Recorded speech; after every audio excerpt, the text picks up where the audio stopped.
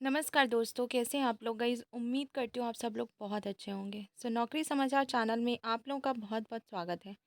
जी हाँ, आज हम बात करेंगे कि 8 पे कमीशन को लेकर सरकार ने रुख बहुत ही ज़्यादा साफ किया है। सैलरी में होगी इतनी बढ़ोतरी, उन्होंने इस बारे में डिटेल पर बात करी है।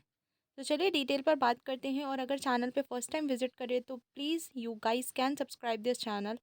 अगर आप केंद्रीय कर्मचारी हैं तो ये खबर आपके लिए बहुत ज़्यादा महत्वपूर्ण होने वाली है। गवर्नमेंट ने हाल ही में 8 पे कमीशन आयोग से संबंधित अपना निर्णय सुना दिया है और बताया है कि कब तक नया पे आयोग लागू होगा। ऐसा माना जा रहा है कि जैसे कि 8वें वेतन आयोग लागू होगा, आपकी सैलरी में ज़बरदस्त उछाल देखने को मिलेगा। फिटमेंट फैक्टर और सैलरी में बढ़ोतरी। कर्मचारियों की सैलरी और पेंशन का निर्धारण फिटमेंट फैक्टर नामक एक विशेष मल्टीप्लायर के आधार पर किया जाता है।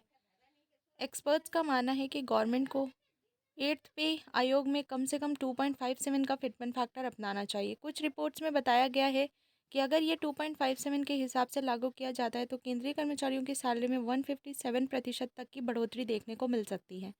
इसी तरह अनुमान लगाया जा रहा है कि गवर्नमेंट 1.92 से लेकर 2.86 के बीच फिटमेंट फैक्टर अपना सकती है, जिससे कर्मचारियों और पेंशन भोगियों के पे में 92% से 186% तक का संशोधन हो सकता है। सातवें आयोग का अनुभव। 2016 में जब सातवां वेतन आयोग लागू किया गया था तो उससे कर्मचारियों की सैलरी में अच्छा खासा सुधार हुआ था। उस समय न्यूनतम सैलरी 7,000 रुपये से बढ़ाकर 18,000 रुपये तक हो गई थी। इस आयोग में भी फिटमेंट फैक्टर का महत्वपूर्ण योगदान रहा था, जिससे महंगाई भत्ते में भी बढ़ोतरी हुई। 8वें पे आयोग के प्रमुख प्रस्ताव। पे स्केल का विलय और सैलरी स्ट्रक्चर का रिव्यू। सभी श्रेणियों के कर्मचारियों और सैलरी का स्ट्रक्चर को फिर से देखा जाएगा ताकि समानता और पारदर्शिता बनी रहे। एक्रॉयड फार्मूला और 15वें भारतीय श्रम सम्मेलन की सिफारिश है। इन नीतियों के आधार पर नया ढांचा तय किया जाएगा। टीए को मूल पे और पेंशन के साथ मिलाना, इससे कर्मचारियों को बेहतर वित्तीय सुरक्षा मिलेगी। पेंशन ग्रेच्युटी और पारिवारिक पेंशन में सुधार। साथ ही 1 जनवरी 2004 के बाद भर्ती हुए कर्मचारियों के लिए परिभाषित पेंशन योजना को बहाल करने की मांग भी उठाई जा रही है। कैशलेस चिकित्सा सेवाएं।